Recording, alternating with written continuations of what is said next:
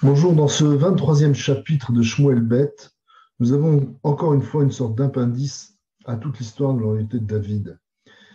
Et ce chapitre est consacré en première partie à la vision qu'a David de l'ensemble de sa vie, tant celle qu'il a eue chez ses parents quand il était un jeune berger, jusqu'au fait de sa gloire en tant que roi. Et la conclusion qu'il apporte ici en tant que, comme nous dit le verset 1 de ce chapitre, Veledvarim David Achronim, voici ses dernières paroles. On pourrait dire presque son testament. On pourrait aussi interpréter qu'il s'agit des paroles qu'il dit après avoir chanté tous les psaumes dont il est l'auteur. Neum David ben Ishai unuma gever hukam al Mashiach Elohei Yaakov unaim zemirot Israël. Le chanteur, le compositeur des chants d'Israël, David, est connu sous ce vocable. Il est à la fois fort et à la fois chanteur. Depuis la description première du personnage de David dans le chapitre 16, nous voyons que David est quelqu'un d'extrêmement éclectique. Il est sage, il est combattant, il est fort, il est rusé, il est stratège, il est modeste, il est un poète, il sait composer, écrire, lire, juger. Bref, c'est un homme éclectique, mais dans toutes ses différences, finalement, la somme, la résultante, est presque l'homme idéal, l'homme parfait. Et David se permet de dire que, de donner cette allégorie au verset 2 et 3, Moshel Badam Tzadik, Moshel Irat Elohim.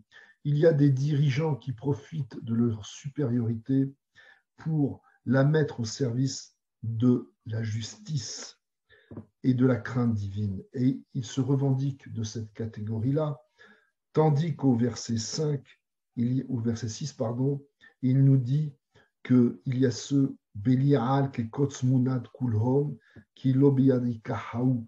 Il y en a d'autres qui ont des qualités, mais qui les mettent au profit du mal. Et on n'ose pas les approcher. Ils ont l'apparence de fleurs épineuses qu'on n'ose pas prendre, qu'on n'ose pas approcher. La différence entre ces deux stratégies de dirigeants, de moshlim, ceux qui mettent leur intelligence et leur éclectisme positif en faveur de la justice et ceux qui l'utilisent pour faire le mal, c'est la durée. C'est-à-dire que non seulement ils sont actifs au début dans leur dynamique personnelle, mais ce qu'ils mettent en place dure, continue, malgré eux, grâce à eux, mais bien qu'ils ne soient plus là. Et c'est ça, pour David, le secret de la durée, c'est de faire les choses dans la justice. La deuxième partie, la partie la plus importante de ce chapitre, est consacrée à l'énumération, on va dire, de la garde rapprochée du roi David dans toutes les phases de sa vie. Encore une fois, depuis son enfance jusqu'au fait de sa gloire. Là, on nous énumère la fin du chapitre 23 nous dit qu'il y avait 37 personnalités de la garde rapprochée de David. Il y a des discussions sur ce chiffre 37 parce que si on les dénombre, on n'en trouve que 30.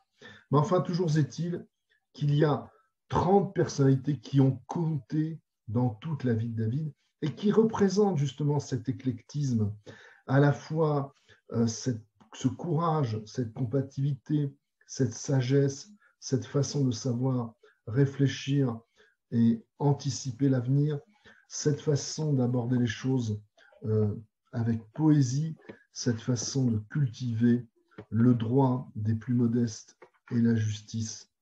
L'énumération de ces 30 personnalités, finalement, reflète le couteau suisse, on pourrait dire que David était.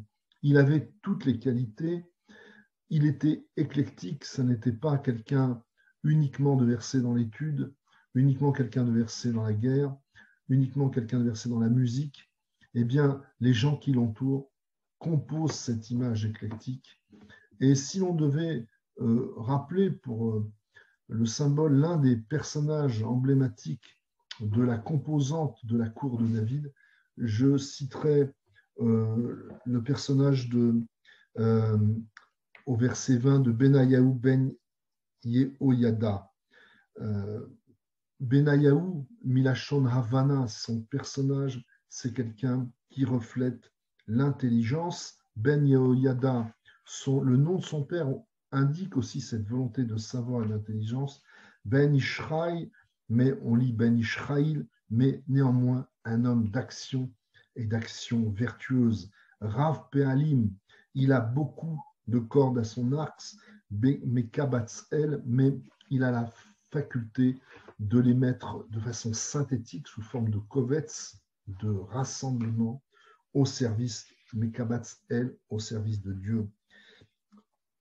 Il est actif aussi bien contre le lion, Veika et Taharié, Betor Haber, Beyom Hachaleg. Toute une symbolique que nous n'avons pas le temps de développer ici, mais on pourrait presque dire que c'est quelqu'un qui fonctionne sous toutes les températures, sous toutes les latitudes, qu'on soit dans la neige ou dans la chaleur, au sens propre des choses, mais au sens symbolique aussi.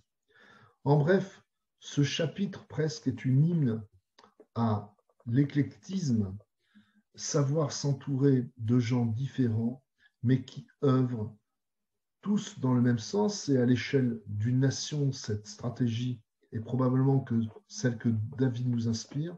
Et à l'échelle personnelle aussi, savoir être éclectique, user de toutes les stratégies face aux différentes circonstances de la vie, que ce soit l'intelligence, la poésie, la ruse, de façon à maîtriser le contact avec les gens qui composent notre vie, notre entourage. Nous verrons demain le dernier chapitre du livre de Shmuel Beth. Merci et à demain.